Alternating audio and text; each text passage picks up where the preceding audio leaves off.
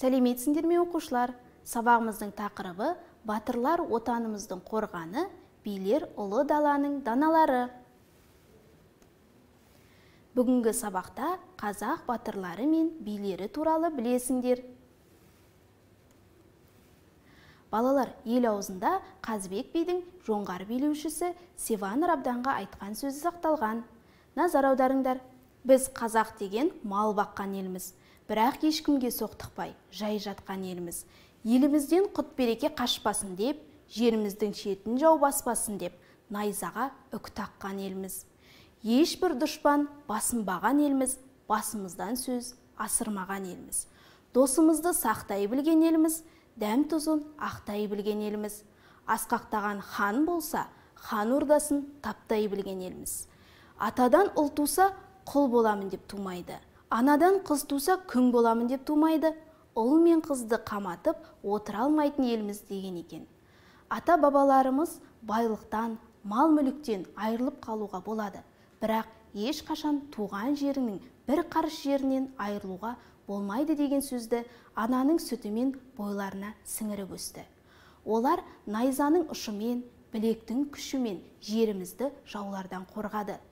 Бабалар үмітін ақтап, ұлан ғайыр жерді сақтау, қорғау барлығымыздың азаматтық борышымыз. 18 ғасырда қазақтар өз жерін қорғау үшін жоңғарлармен соғысты. Осы соғыста қазақ халқынан өзінің ержүректігімен, мықтылығымен көзге түскен, атағы бүкіл елге тараған батырлар шықты. Балалар, батыр сөзін естігенде көз алдарыңа не елестейді? Батыр сөзіне топтастыру жасап көрейік. Мұқият ойланыңдар.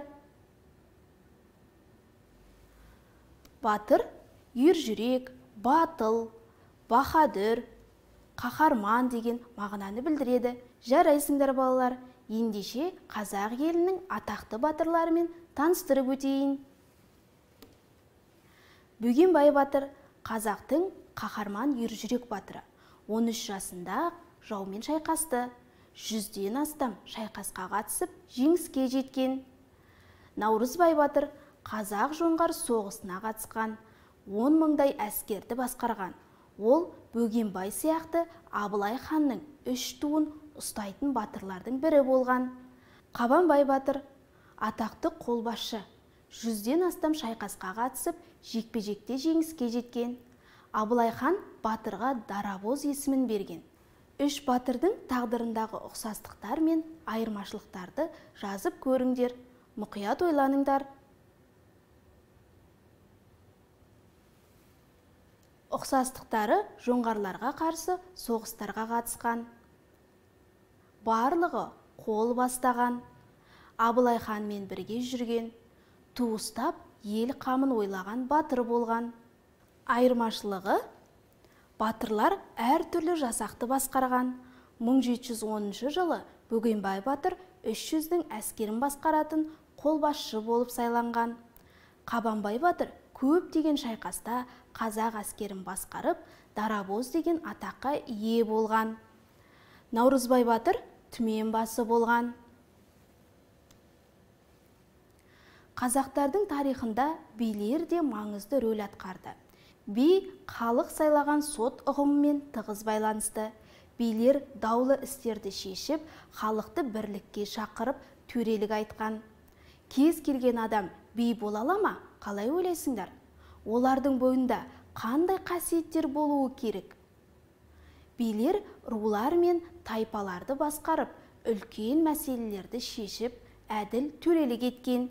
Билерді даналығы, әділдігі және әдет ғұрыпты жетік білгендігі үшін ерекше құрметтеген. Билер әскери жорық кезінде тайпа жасақтарына басшылық етті. Би әскербасы, сот секілді маңызды міндеттерді атқарды. Қазақтың атақты дана билері Төле би, Қазыбек би, Әйтеке би. Олар 7 жарғы заңын құрастыруға ат салысып, елде әділ билік жүргізді. Билер жоңғарларға қарсы соғыста халықты бірлікке шақырды.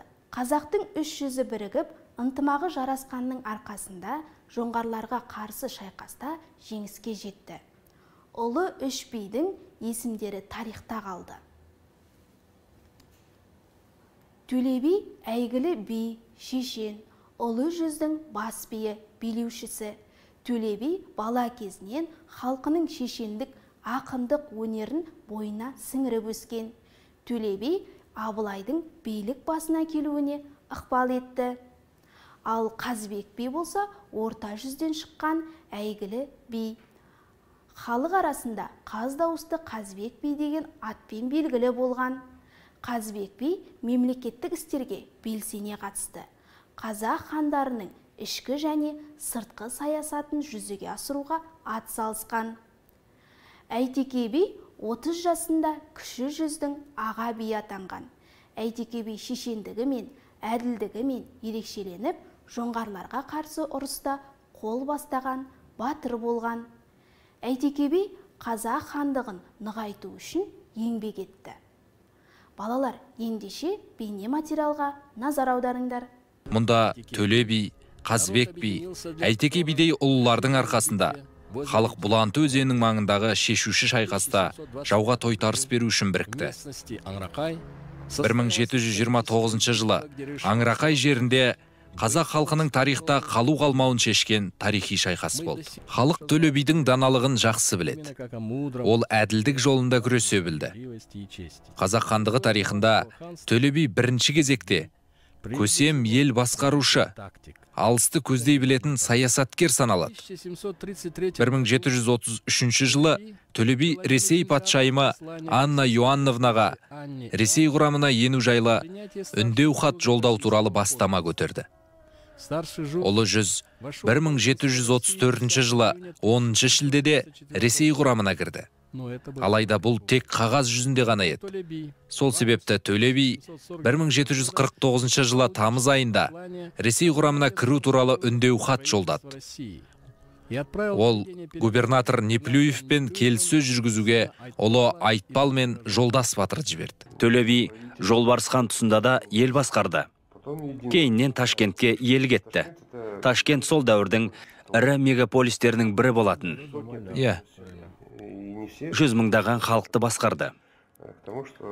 Олардың барлығы дерлік елді қазақ биінің басқарып отырғанына оң қабақ таныта бермеген. Мұның барлығы әрине өзара келісіммен жүзеге асқан.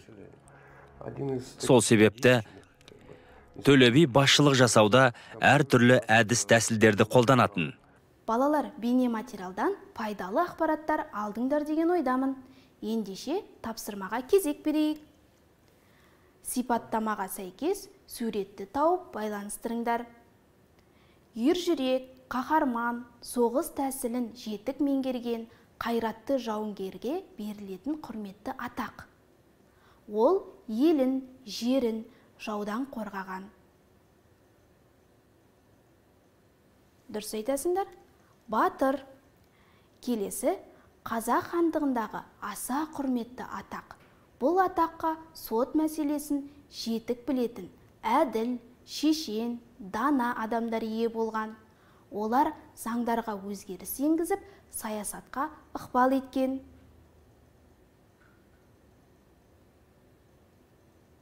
Дұрыс айтасыңдар, олар билер болған. Келесі Қазақ хандығындағы ең жоғарғы мемлекет билеушісі, елдегі маңызды мәселелерді шешіп, өз атынан бұйрық шығарған. Қолбасшы болған. Мұқият ойланыңдар. Дұрыс айтасыңдар. Олар хандар. Балалар, ендеше сабағымызды қорытындылайық. Бүгінгі сабақта қазақ батырлары мен билері туралы білдіңдер. Осымен сабағымыз аяқталды. Сау болыңдар.